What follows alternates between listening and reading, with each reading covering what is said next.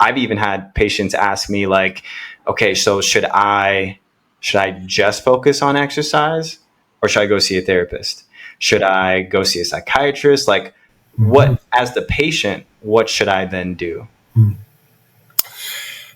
I mean, really, I of those three options, right? The least complicated one would probably.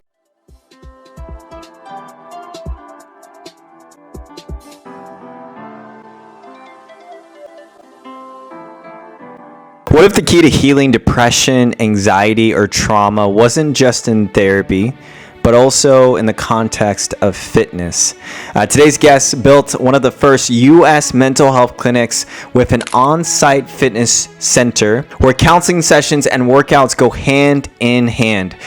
Brendan Kelly is the founder and CEO of The Wellbeing. It's an innovative outpatient mental health counseling practice. Many of you know that I am a personal trainer as well as a clinical psychologist. And so I'm really, really excited for this interview here today. Today, we're looking at all of the health benefits of exercise as well as mental health. And so we're going to dive into this discussion with Brendan Kelly. If you have not already, please subscribe to the channel. You can like and share this video, and you can always become a member for videos that we have not released yet on this channel. But without further ado, let's go ahead and just jump right into this interview. All right, Brendan, great to see you. How are you doing today?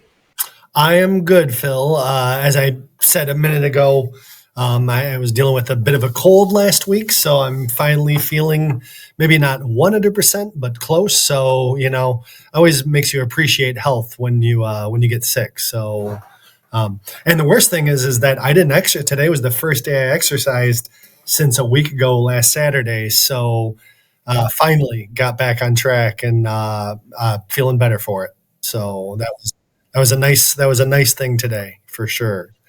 I love to hear it. I know sometimes, when I get sick too, it's always takes a little bit to kind of recover. And that first workout, can sometimes be a little bit of a struggle, a little bit of a transition back into it. So yeah, it was like, I just wanted to get back there, get a workout in. I wasn't going to push it. I just needed to do something. And towards the end, it just felt better and better as I went. So yeah, I think that's a great segue into, for this discussion. We're going to be talking a lot about exercise, a lot about health.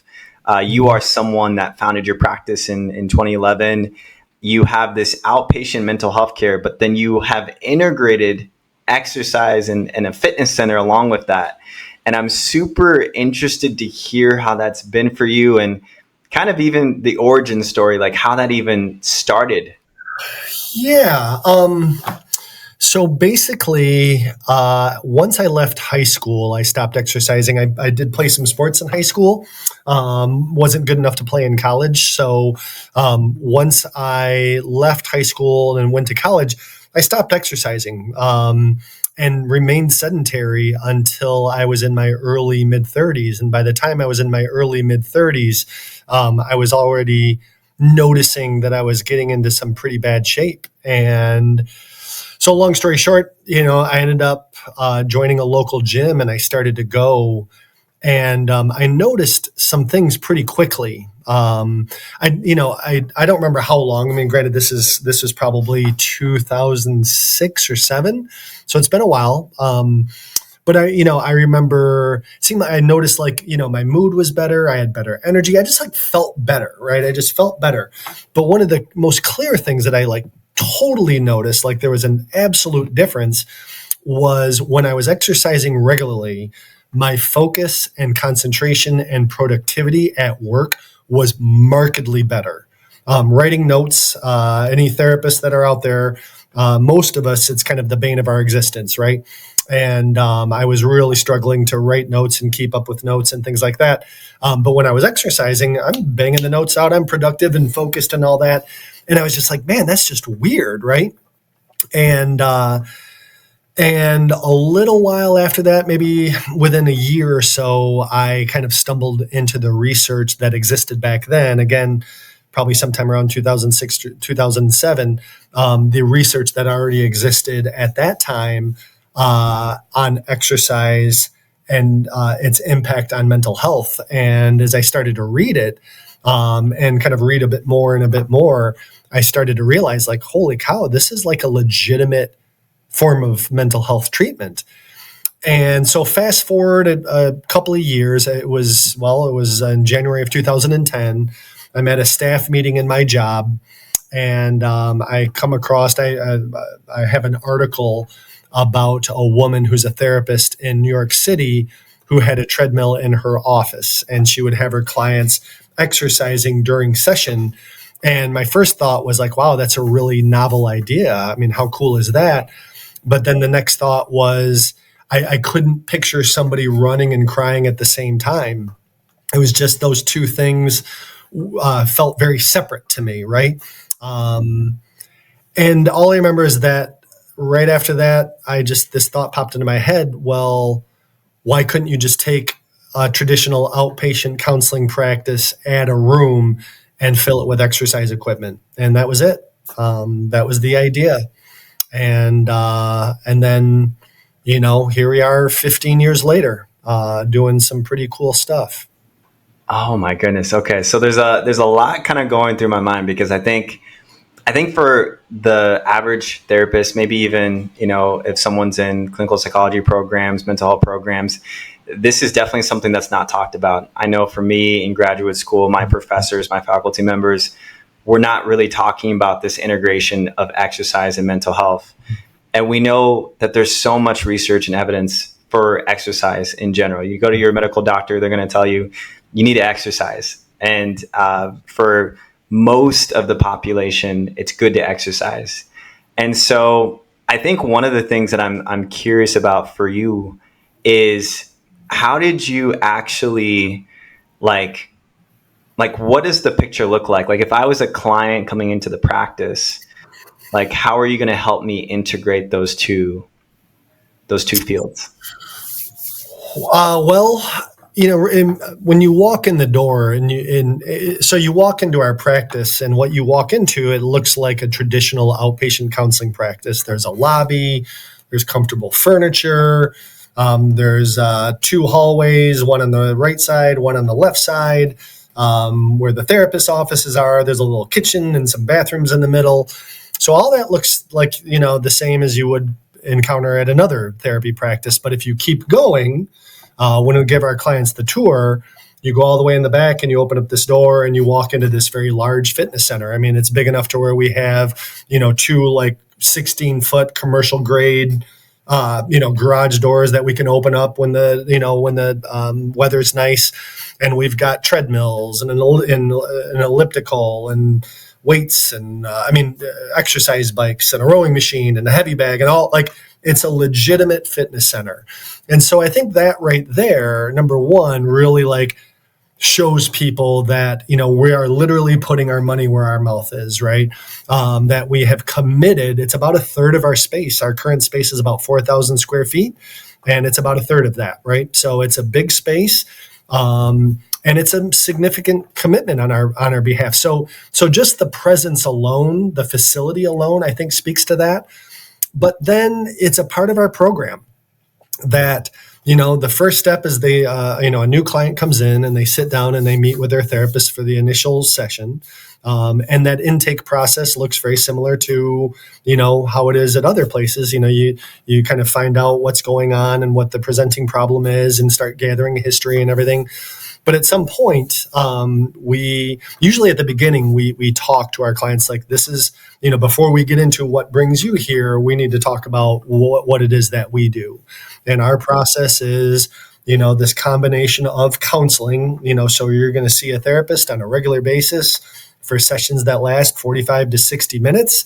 It's going to be in a confidential setting. You're going to learn skills and tools and hopefully gain insight and awareness into what's going on with you and ways that you can address your own mental health concerns. But then also the next step is we're going to schedule you to meet with one of our fitness instructors, and you're going to meet with them for 45 minutes to an hour and create a specific movement treatment plan. And, so really like the who, what, where, when, and how of how are you going to move your body, right? And some of our people are, raring to go and ready to go right off the bat, meaning like, yep, that's kind of why they came here. And then other people, it takes a little bit longer to get them going. Sometimes people are struggling with such depression. They're like, I can't handle that right now. It's like, okay, then we're gonna table that, but as you start to feel better in therapy, we're going to be we're going to keep coming back to this time and time again. Can you even get out for a walk? That sort of a thing. Start to get people to move their body. And then when they're ready, they sit down and really try to hammer out a plan. And it's all, based on the client and where they're at. We try to meet our clients where they're at. So it's not like a one size fits all approach. Some people it's going to be, a bit more basic than others. And it's just a nice long conversation that we cover the cost for, because we can't bill insurance for exercise related activities. So we cover the cost of that. But to me, it's well worth it. And it's what we're all about, is that combination. I think that's incredible, because I'm trying to put myself in the shoes of the clinician. Let's say I have this client, and for weeks, maybe months now, they've been going through these personal training sessions, fitness sessions. Take me through, as a clinician, what would you maybe start to notice for the client along with the therapy that you're doing? Is the exercise something that's also talked about in the therapy sessions? Are you noticing their mood shift? What's... So the big thing, and I think you kind of talked about it a minute ago, about primary care physicians recommending exercise, right? And everybody knows the benefits of exercise, but it's always focused on the physical health benefits. It's a way to lose weight, or it's a way to improve your cardiovascular health, or address any concerns with diabetes and pre-diabetes, whatever the case may be. What we are talking about when it comes to exercise is number one, there's all this research that exists that has proven unquestionably that regular physical activity and exercise may be the best thing that we can do for our mental health, period. And that we really bring our clients' attention to that, right? And we talk about most people experience an immediate, boost in their mood, or an immediate reduction in stress, or an immediate reduction in anxiety after now the research is showing about 15 minutes of moderate intensity exercise. So we try to get the clients to buy in. Or we do. Basically nowadays, everybody that comes here understands it's our protocol. So if you come to the well-being, you are kind of agreeing that you're going to incorporate this as a part of your treatment. And so when we talk about exercise, and we kind of assign them homework, or they have their movement treatment plan, when they come back, we say, number one, did you do this thing? And if so, what did you notice? How did you feel before you went for the walk, or you went for the run, or the bike ride, or went to the gym? And then how did you feel afterwards? What did you notice? Was your mood better? Was your energy better? Was your stress, lower? Was your anxiety decreased?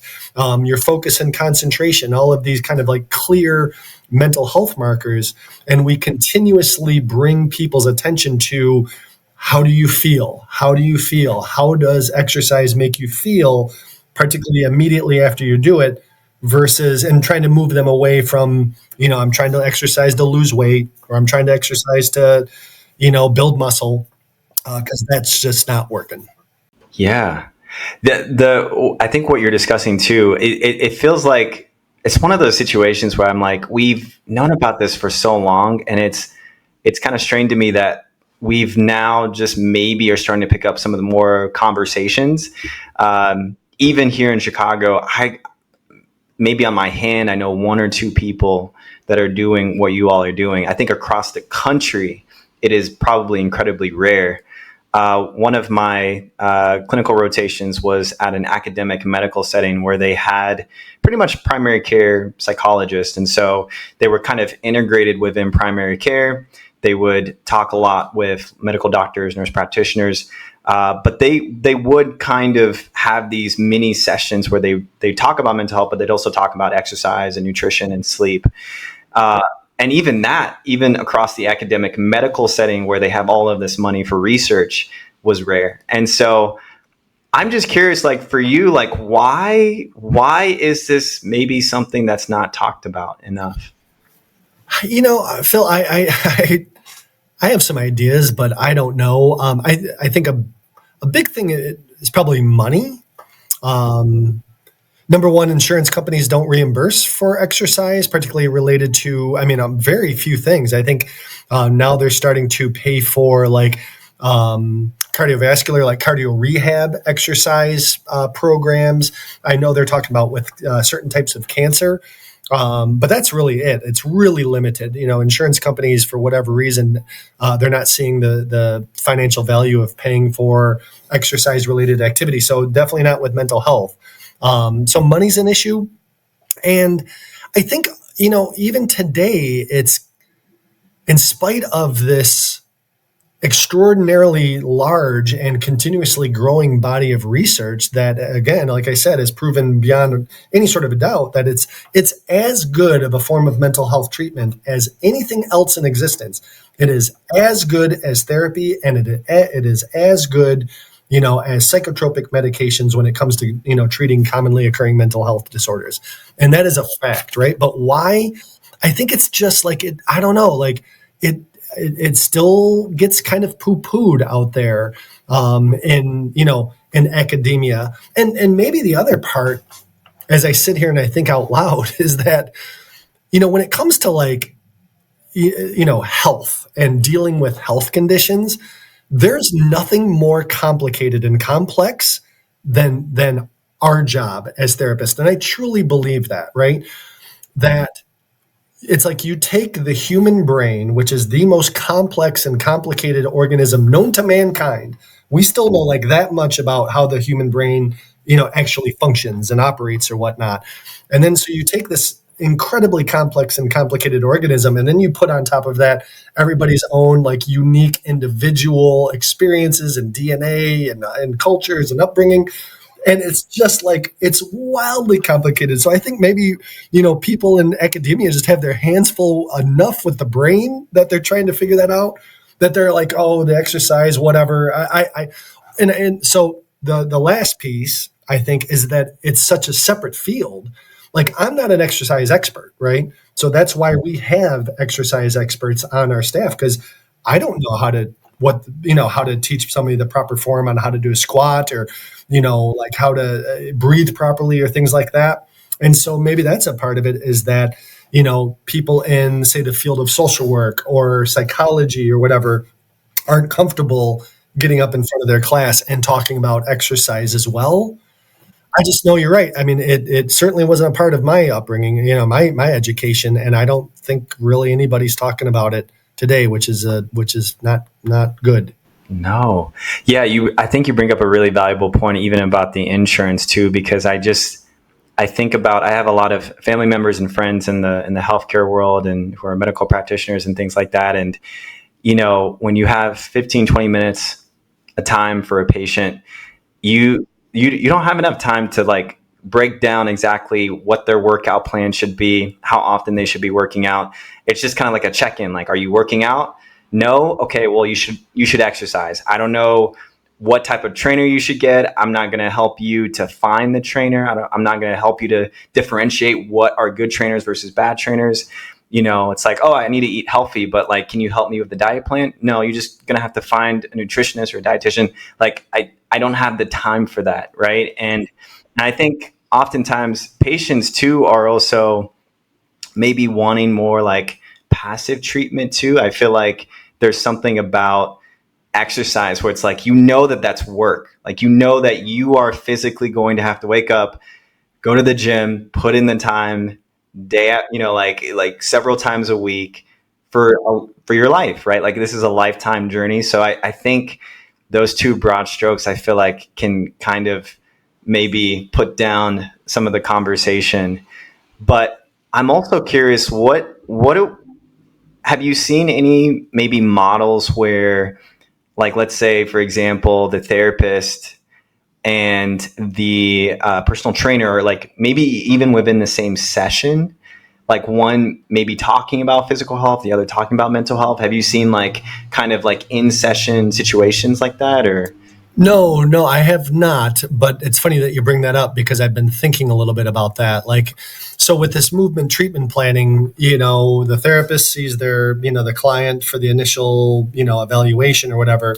And then typically it doesn't always happen, but like typically, then they get referred, for the movement treatment planning with the fitness professional before they see their therapist, again, like it happens all pretty quickly. And I've thought about that. Like, I wonder what the value would be to have the therapist in there during that movement treatment planning session to kind of be a part of that conversation. And maybe that is probably something that we could bill for. I don't like the idea of taking up, an entire session of therapy, like that second session for that, but maybe it is that important. That like maybe that's something that we can start to experiment with and see how it goes. And if it turns out to be something where we're like, okay, this really is valuable, but yeah, right now, like I don't know of any place where something like that is happening.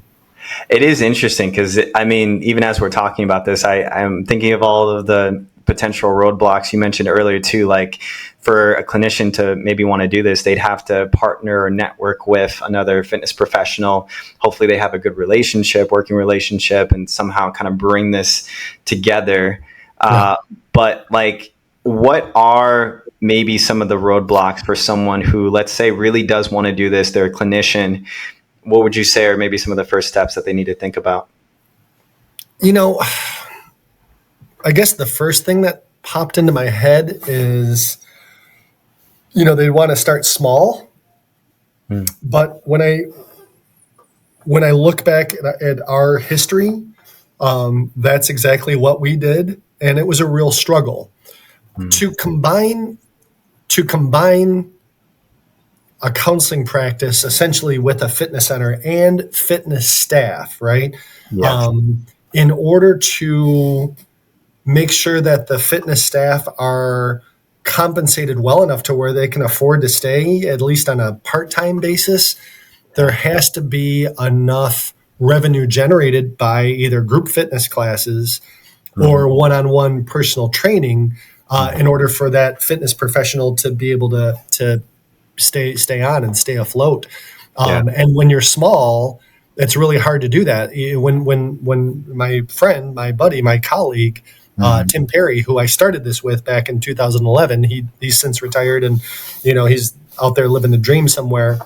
It was just he and I, and we were seeing 15, 20 people a week. Like once we started to get going, and so we had maybe 150 total clients, and it's like, all right, of those 150, how many of them are interested in personal training, and then how many of them can afford personal training? And it was just it was really hard. So what we came to realize was that in order for this to really work, the counseling practice itself has to be at a certain size, a certain level in terms of like starting with this many clients instead of this many clients, because then you can have enough revenue coming into the fitness center side of things to be able to hire and keep staff. Yeah.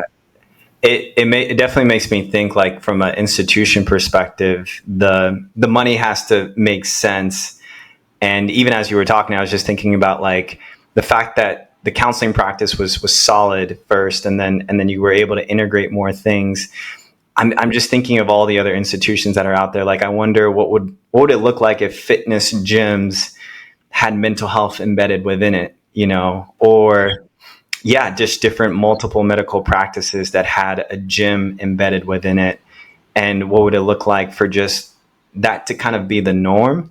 And it probably goes back to that whole concept of insurance and like what's going to get reimbursed. And, it just feels like typically you're going to have the people who can afford a personal trainer and a therapist, and they don't even think twice because they know that they can do it anyways. And so, what are for you and the practice? What are some of the therapeutic modalities that you all have used as some of them? How it's kind of coincided with your patients and your clients moving themselves and things like that. What therapeutic modalities do the staff here use? Yeah. Whether it's CBT or I'm just thinking of whether it's other forms of movement-based modalities, could be EMDR or somatic therapy and things like that. Yeah, so we do have two therapists here who are trained EMDR practitioners. A lot of us here utilize CBT. Some practice acceptance and commitment therapy, solution-focused therapy, a pretty wide range of modalities. One of our therapists here is also a certified yoga instructor. She's a RYT 200 level, and she will do essentially like yoga work or yoga therapy with, we'll use yoga poses in session with some of our clients to, help improve their mental health, either with say it's a relaxation technique or grounding, getting in, kind of better in touch with their bodies. So a lot, but the cool thing is that the exercise aspect of things really kind of fits everything. Like when you think about it, with any treatment plan, like any work that a therapist is doing with their client, it's about taking action of some sort, either internally in terms of like changing our thoughts, trying to become more aware of ourselves and our emotions, or our behaviors, right? So if somebody's struggling with depression and social isolation, hey, call your friends, that sort of a thing. So it's really, so adding exercise to it is just this other aspect of like behavioral activation. And it works. I mean, so it fits in really, really well. And the cool thing is that, you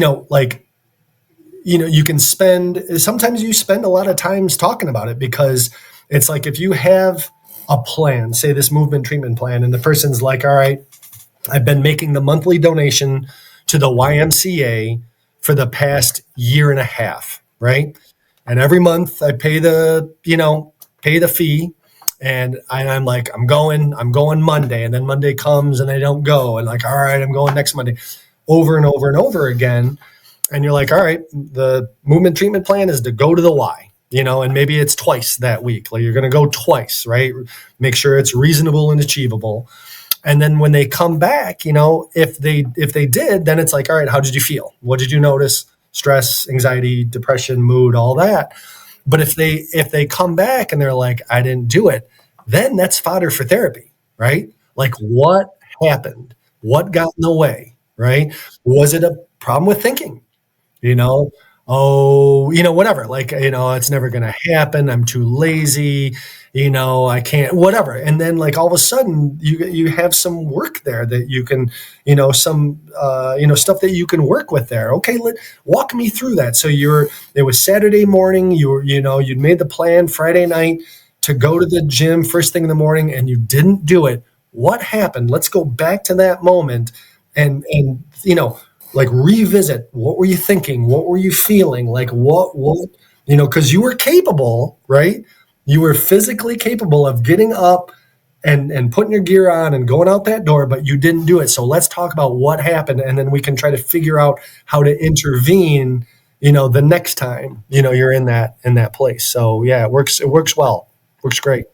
This reminds me very much of like behavioral medicine, which is a term that I've been hearing a lot more the last couple of years. But like, so much of behavior has to do with our mind and the psychology of where people are at. Yeah, absolutely. I think a lot of people know what they need to do. They know that they need to exercise. They know that they need to eat well. They should, right?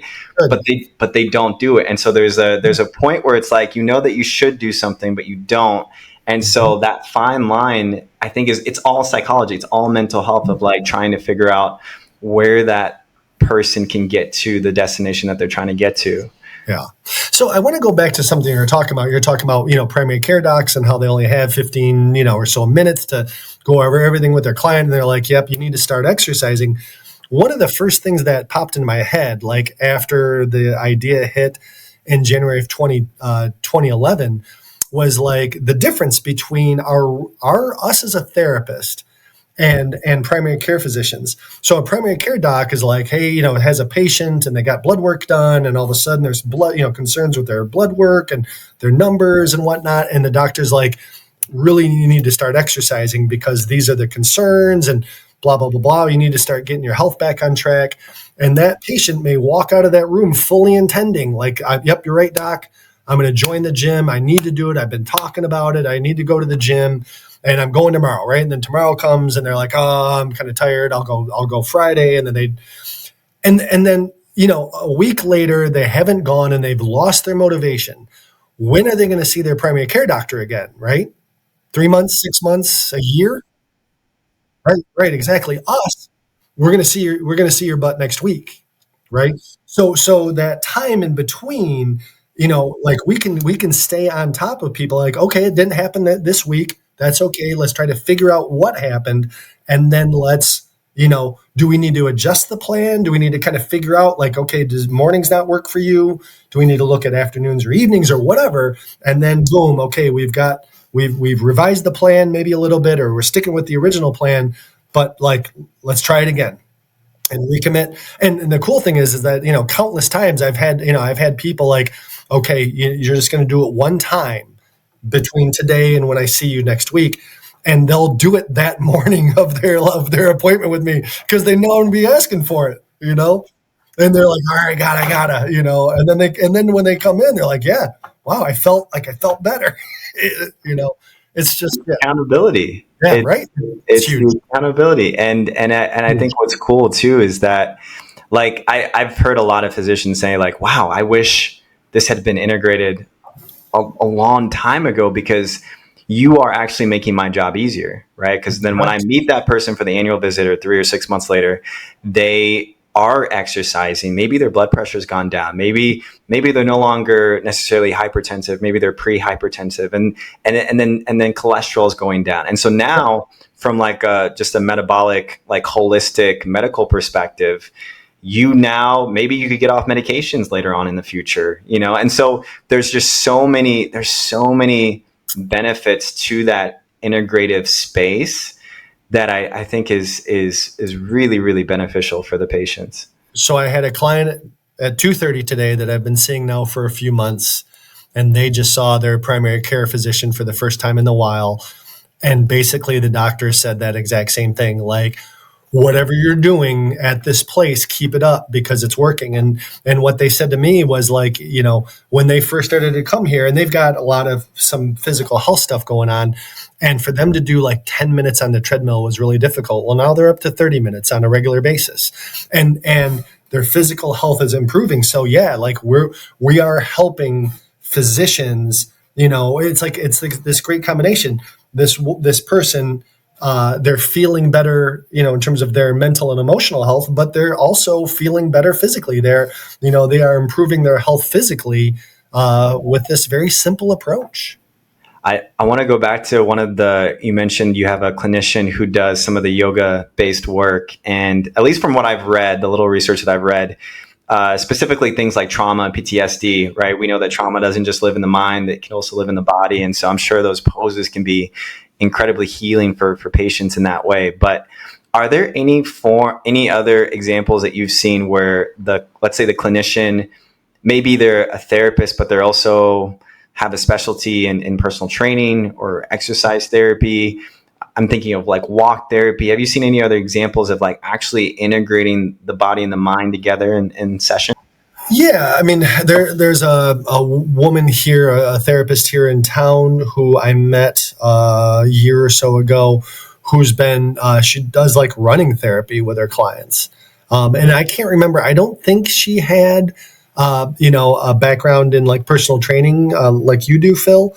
I don't remember, but I was like, oh, that's great, man. Like, good for, and like, she's literally going out with her clients and going running with them. A lot of people will do walk and talks, things like that. There's a lot of, I remember there was another therapist I met who had a practice out in Allendale, which is like 15 miles outside of Grand Rapids. And this was some years ago, probably 8-9 years ago. And she was directly incorporating yoga as a treatment modality as a therapist. So, there's a lot of, not as many as I would like to see, but there's certainly quite a few. And I think what it's about. So I got an email from a psychiatrist, a local psychiatrist, randomly out of the blue today, who was like, I have a couple of patients. They told me, they've independently told me about what you guys are doing. I love it. She wanted to make a donation to our nonprofit organization.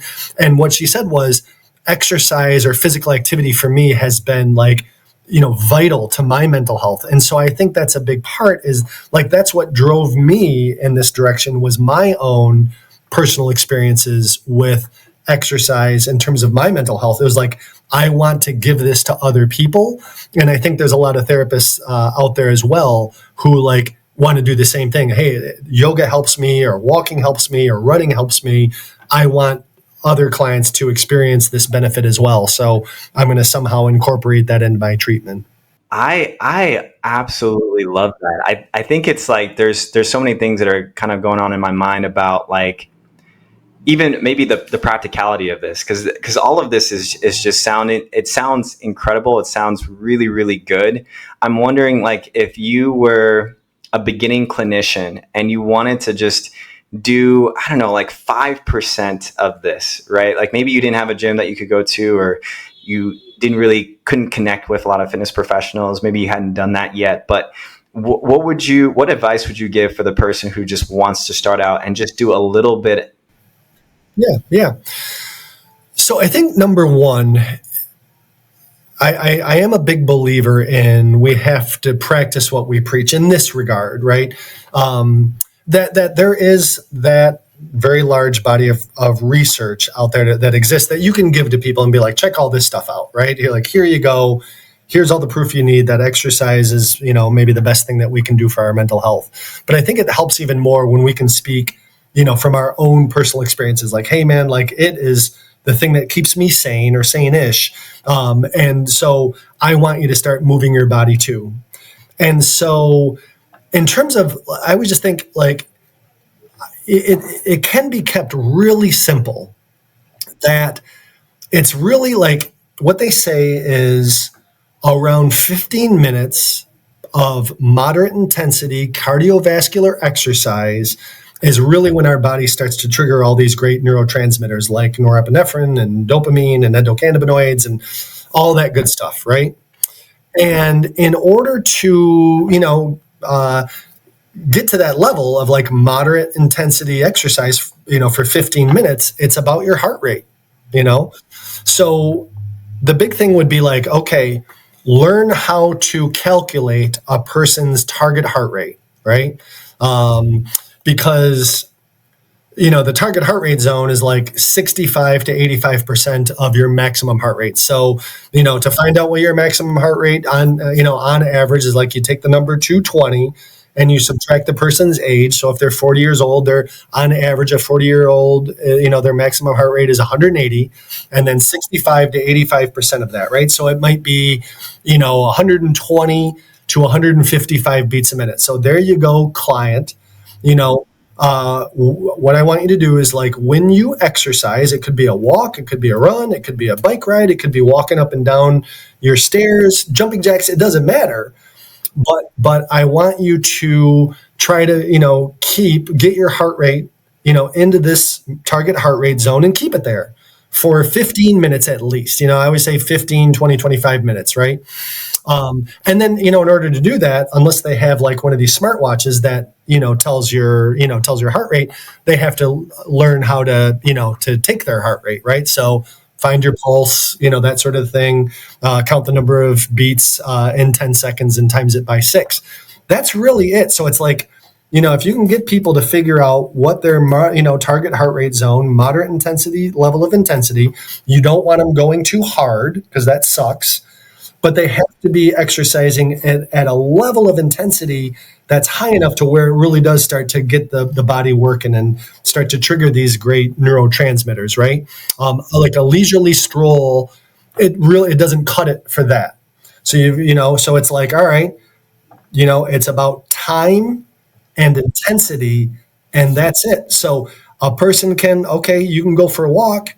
And some people maybe at a level of fitness, where they're struggling with their fitness enough to where, walking for 15 minutes will get their heart rate up.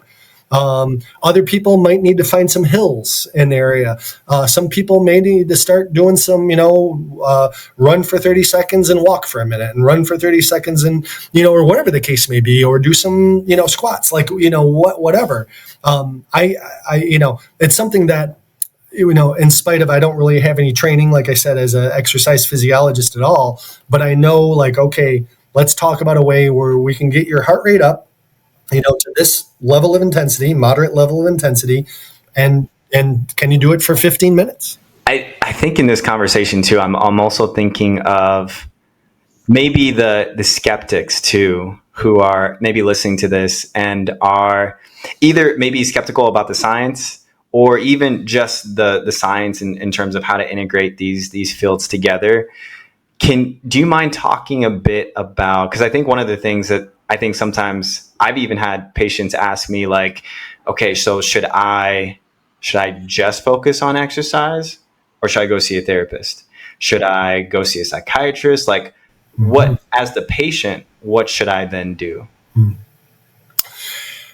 I mean, really, I of those three options, right? The least complicated one would probably be exercise to start with, but also maybe the most difficult, especially if it's somebody that's really struggling with some level of depression, and amotivation and fatigue and, and feelings of hopelessness or whatever. That can be hard to get started on your own. And as you mentioned before, Phil, like, accountability is so key. So if a person can get themselves going on their own, or find, some way where they can be, they can incorporate some accountability through a friend or a family member or some sort of a group, that'd be probably the easiest place to start, or the most simple place to start. Seeing a therapist is a little bit more complicated than that in terms of, I don't know, time or expense, or just the apprehension. If for somebody that's never seen a therapist before, that can be kind of a maybe a little bit anxiety provoking. I'm going to go sit down with this complete stranger and just tell them about all the problems that I have, right? I always love, like, when people do that for the first time. I'm always like, dude, you're awesome for coming in the first place, because it takes a lot of guts to do what you've done. And medication for me would be, if somebody's at a level where they're struggling but they're doing okay, that would be a last resort for me. I would probably start with exercise or start with therapy.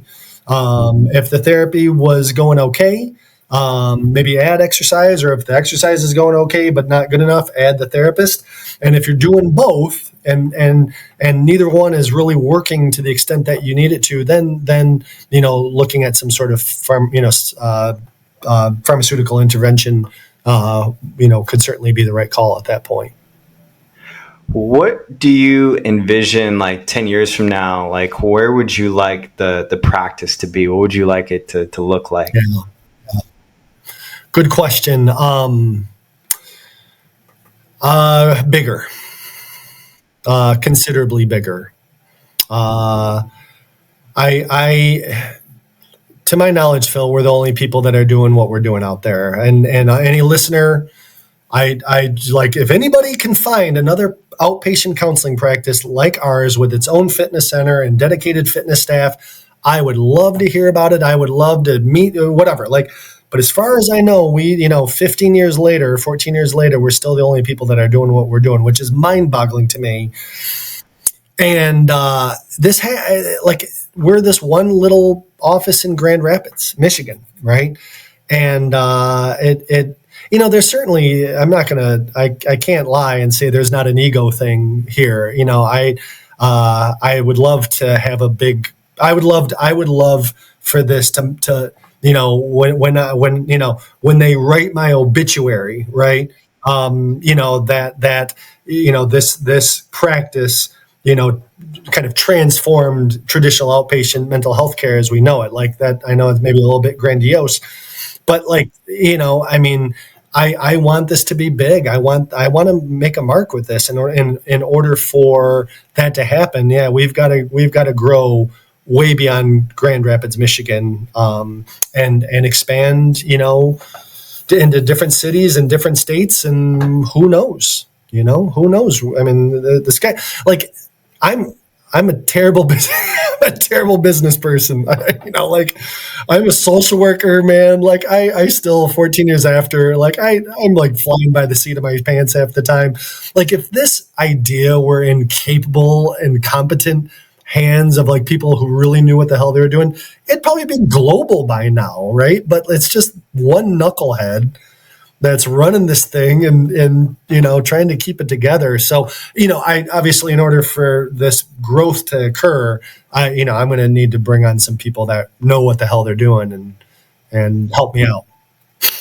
I honestly and generally, this is like I think you have to give yourself some credit, because the fact that, I mean, this isn't just like 2 or 3 years that y'all have been doing this. Like this is over a decade, and I think you've really pioneered a way for even like future people, even like me and other future clinicians, where it's like when I think about like even just in the educational system, like in graduate school, right? Like they're not talking about the integration between body and mind in a way that could actually give us a vision of what it could look like once we graduate to actually implement the vision.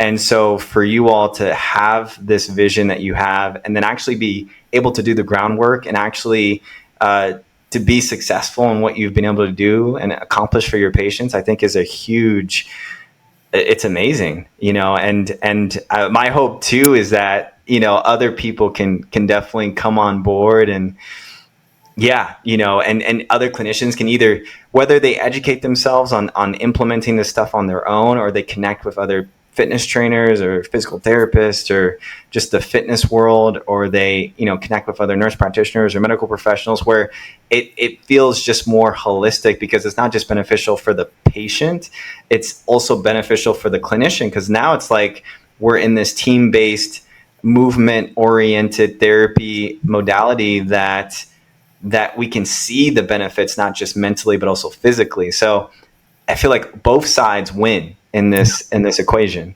Yeah. Yeah, it's been, the culture that we have here at the Wellbeing is really cool. Like everybody here is physically active. We do some group fitness classes together. It feels really healthy and really positive. And anybody that's really worked in the field, I mean, this is a tough job, and it can grind you down. And sometimes people maybe cope in ways that aren't the healthiest. And the staff here, we just, I can certainly, there's a lot of things that I can do to be healthier, but like, I look at the staff that are here, and everybody's we're all on the same page with this, and exercise and physical activity is a vital part of all of our lives. And I think like that alone makes such a huge difference, and it just leads to this, feeling of like health and positivity, and we all just love what we're doing here. So, and I appreciate your feedback, buddy. And I think what I will say this is that it took a long time to figure this out. Like honestly, like how do you blend these two things? And it took many, many years. And I think, and I believe that we really did, like we kind of figured out a big piece that was missing in terms of like this program and how it can really work and really work well. Like there's the concept, and then there's the actual practice, the practice, that operates from that concept. And the concept has always been there. Like, holy cow, this concept is incredible. But the actual application of the practice, there was stuff that we were struggling with. And we kind of figured out, like, honestly, what it was we weren't making it mandatory for our clients. And when you give people that are struggling with their mental health, with depression in particular, the option not to do it, right? Like we would be like, hey, this is, we beg, we plead, we cajole, this is what we're all about. And people would be like, yep, I'm on board. And then they wouldn't do it. And then you're like, after you talk to them for a while. And so we didn't have the success that we wish we would have had with clients early on. But now for the past couple of years, it's like everybody, before they come in for the first time, they know like this is mandatory. Like if you come here, exercise is a part of it, right? And if you're not into that, that's okay. There are many other places you can go. But if you come here, you have to know, like, this is the expectation. This is what this is the mandatory part. Like, you are going to participate in some form of physical exercise or activity. And I think that's been the biggest difference maker. Wow. Oh, I feel like that just does so much for the culture of the practice, because now you, as a client, you have this expectation. This is what I'm walking into. This is what I'm getting myself into.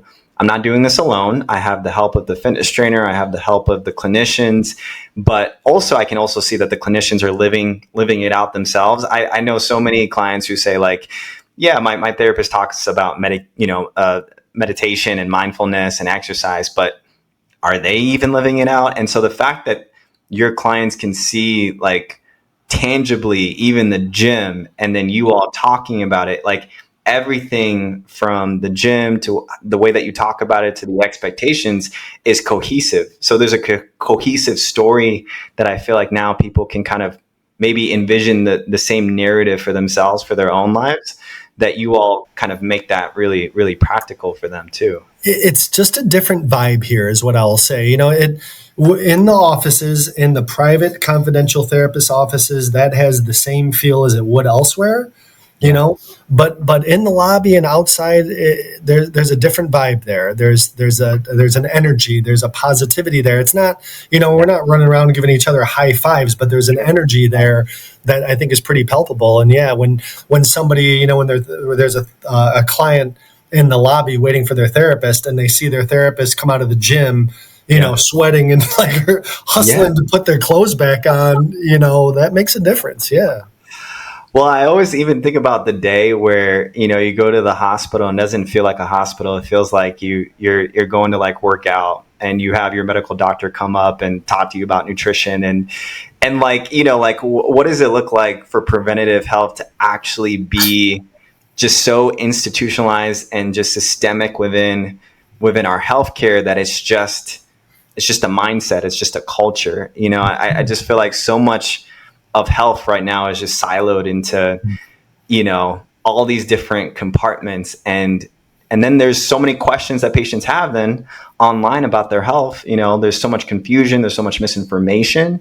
Sure. And you have certain practices that are just stick to the basics, right? Like exercise, sleep, nutrition, a good therapist, and go from there.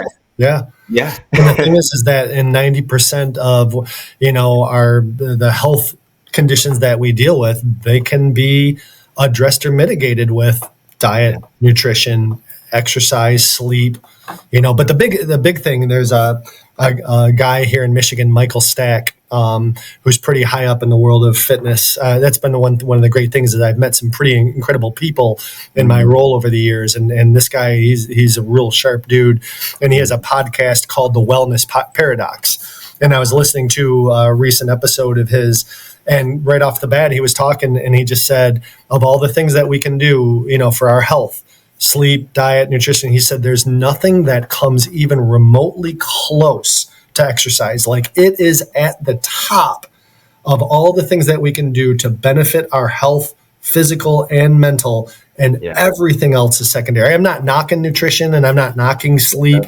but like, there's nothing like exercise is at the pinnacle of importance. Above and beyond everything else. So like, obviously we all know the state of our health in this country, and what we're doing is not working. We are heading in the wrong direction. We are becoming increasingly obese and increasingly sedentary and increasingly sick, and we are heading towards a scary place, right? In terms of like the cost that we are going to be, looking at, coming up down the road. And so we've got to look at different ways of doing things. And I think the big thing is like, we have to move people away from like the message of like, hey, exercise to lose weight or exercise to build muscle or we have to stop with that message. It is not working. Those are delayed rewards. Like, if I want to lose 30 pounds, that means I've got to go to the gym for like weeks and months. And maybe I may not lose that weight. I might not lose, most of it. And it's just like that it's so easy to be like, oh, I'll go tomorrow. because I'm not going to get that reward I'm looking for today. I'm not going to lose that 30 pounds today. So I've got to go today and I've got to go tomorrow. And it's like, screw it. But when people really start to tie in how much better they feel when they exercise, like they make that connection between, my mental health, my energy, my mood, my stress, and it happens immediately, then that becomes so much more motivating for people to continue to go to the gym or continue, because it's like their quality of life depends on it. Right. If I go to the gym after work, when I go home and I'm dealing with my kids, I'm a better dad. My energy's better. I'm in a better mood. I'm more of the father that I want to be. Right. And doing chores on the weekend is easier because my energy is better. Like all of this, right? It's all about quality of life. And there's nothing that impacts our quality of life like, that we can do as individuals, that exercise can. Even as a personal trainer, what I always tell my clients is, because a lot of them will come in having an idea of how they want to look. And I always try and help them to figure out, like, instead of how you want to look, how do you want to feel? Yeah. Because even after one session, you're going to feel better. Yeah. Like you're going to get a good sweat. You're probably going to sleep a little better tonight. Yep. Have a little bit more of an appetite. Like you're just focus on how you feel. Maybe the looks will come later. Yeah. But if you just feel better, you'll feel better eventually. Hopefully you'll maybe start to look better physically, but mentally, emotionally, and psychologically, like that's what we're going for. So it's almost like changing the bar from here to just here, and just saying, hey, like this is just who you are now. This is a lifestyle. This is a process. This is not necessarily a destination that you have to get to, but this is just what we're doing as part of who we are. Yeah. Yeah. And when you focus on, how much better you feel, you still get those same physical health benefits. You're still going to lose the weight that you're going to lose. You're still going to build the muscle that you're going to build, or improve your cardiovascular health. It's all that stuff is still going to happen. But when you're really all about, I go to the gym because I feel better. My life is better. My life is easier as a result by going to the gym on a regular basis. You're going to be that much more likely to stick with it and then get those physical health benefits, that are going to come just, a bit longer down the road. Absolutely. Well, Brendan, this has been incredible. I feel like I could talk to you all day. I know, man. I know. This is so it's cool. It's got to end eventually. I would love to know, like, for you, like, of course you give so much to the practice, to your clients, to your community, other than exercise, what do you do for yourself? Either mentally, emotionally, spiritually? Sure. Probably the biggest thing in my life are relationships. I've been lucky enough to, I've got, I've come from a big family. And love my siblings. I don't spend as much time with them because we're all kind of scattered around, but those relationships. And then I've been really blessed to have just this great group of friends. There's obviously my wife and daughter who I love to spend time with. My daughter's 16. She's a maniac. I love her to death. My wife and I, we love to go travel and do things together. But probably the biggest thing individually that is just vital to my soul and my spirit are like the friendships that I have. I'm lucky enough to have guys, my best friend I've known since the first day of kindergarten. And then, there's three others that I've known since like second grade. Right. And one's in Pittsburgh and, everybody's kind of scattered, but like getting together with those guys, on some sort of a regular basis, staying in touch. And then the friends that I've made here locally. It's just, I love people, and so getting around people and having like good meaning, sometimes we laugh and we joke and we just talk about, a bunch of smack, but then to have real meaningful conversations with people and really kind of share what's going on and going way beyond the superficial, and really talking about our lives and the good and the not, and the good, bad, and ugly. Right.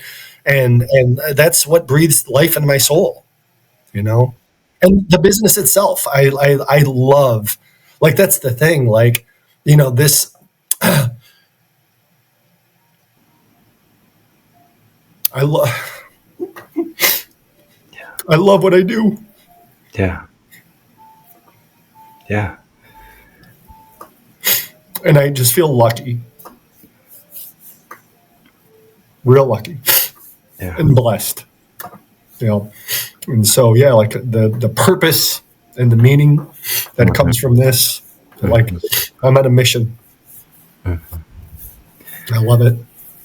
Brendan, this has been an unbelievable conversation. I just appreciate just talking with you about this, because it's, again, like I said, I don't talk to a lot of clinicians about this. There's very few people in this space, but I really appreciate and admire all of the work that you and the practice are doing. And I think it just speaks to the mission of holistic, preventative health that can really change people's lives, and you've clearly changed people's lives. And so I really appreciate your presence here today, and thank you so much for sharing openly about the practice and the ups and downs and everything that you have done so far. And I'm really excited to see what the future holds for you all. It's definitely exciting to hear about. So thank you so much for being here. It's been an honor and a privilege, Phil. It really has. I've done a few podcasts and things like that over the years, and I can safely say this has definitely been one of the best experiences I've had. I've really enjoyed our conversation. You are clearly somebody that gets this wholeheartedly. And, I'm sitting here and I am preaching to the choir, in a very knowledgeable and understanding and well-educated choir who, you just get it. You have your history as a personal trainer and as a therapist. So you get this 100%. And that is crystal clear to me. So I look forward to another conversation between the two of us off screen at some point in the future. I know where you live. I know the city. So maybe next time I'm in the town, I'll give you a call and we'll get together for a cup of coffee or a beer or something. Absolutely. This will be an ongoing discussion. So, well, Brendan, absolutely. Thank you so much again for this conversation. And sure, buddy. Yeah, this will definitely be something that we'll keep staying in touch. Yeah, for sure. I look forward to it.